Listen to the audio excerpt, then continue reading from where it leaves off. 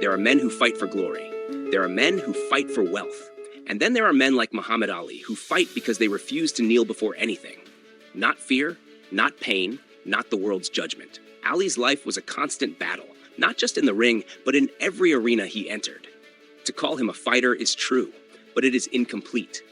Muhammad Ali was a warrior of the mind, forged in adversity, living proof of the Spartan code. He was born Cassius Marcellus Clay Jr. in Louisville, Kentucky in 1942. A black boy in the Jim Crow South, Ali grew up in a world where the rules were written to keep him down. His father painted billboards. His mother cleaned houses. The odds said he was destined to live and die in the margins. At 12, Ali's bike was stolen. Furious, he found a policeman and declared he wanted to whup the thief. That policeman, Joe Martin, happened to run a boxing gym. "You better learn how to fight first," Martin told him. Ali took those words seriously. He started training with a fire that never went out. Hours became years. He shadowboxed in the streets, sparred in his head before bed, and dreamed of greatness. From day one, his confidence was unshakable. He didn't just want to be a boxer. He wanted to be the greatest. By 18, he had won Olympic gold in Rome. But even then, Ali saw the limits of symbols. Returning home, he was refused service at a whites-only diner. That gold medal couldn't shield him from racism. In disgust, legend says, he threw it into the Ohio River.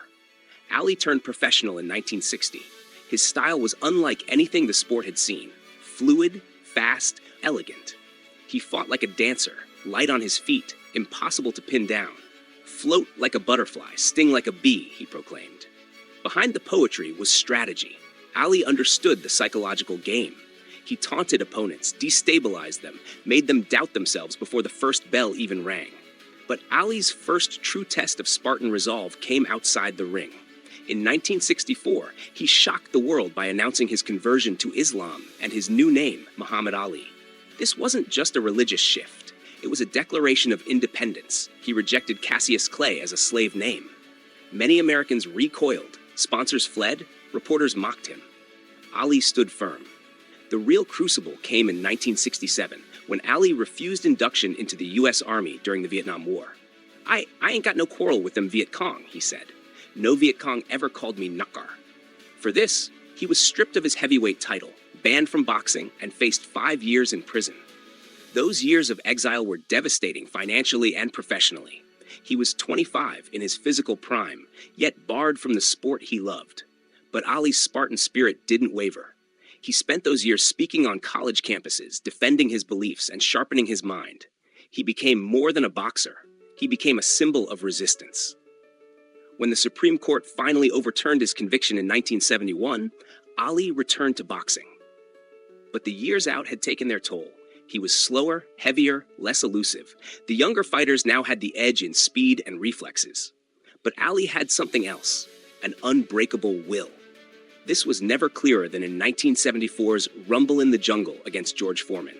Foreman was younger, stronger, undefeated, a man who had destroyed every opponent. Analysts feared for Ali's life, but Ali brought not just fists to the fight, he brought strategy. He unveiled his rope-a-dope, absorbing Foreman's punishing blows while conserving energy. Round after round, he let Foreman tire himself out. Then, in the 8th round, Ali struck with a devastating combination, sending the giant to the canvas.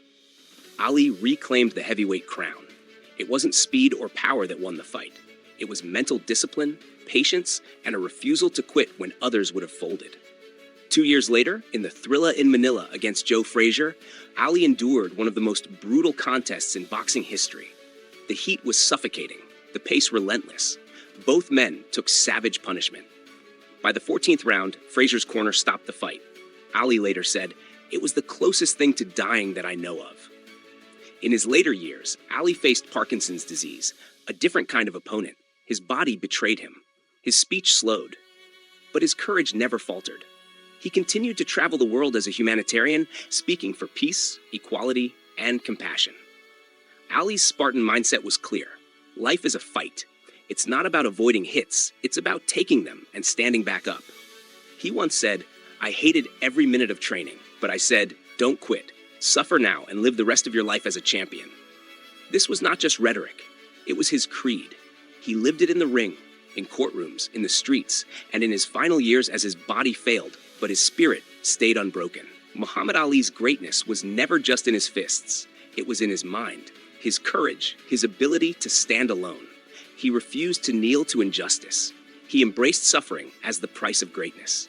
He showed the world what it means to be a warrior, not just in victory, but in struggle. Order the Spartan Mindset today and embark on your journey toward becoming the leader your world needs.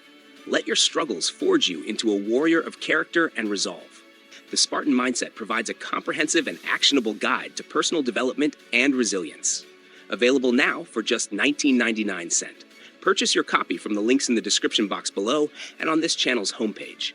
Because your future begins with the right mindset. The Spartan Mindset.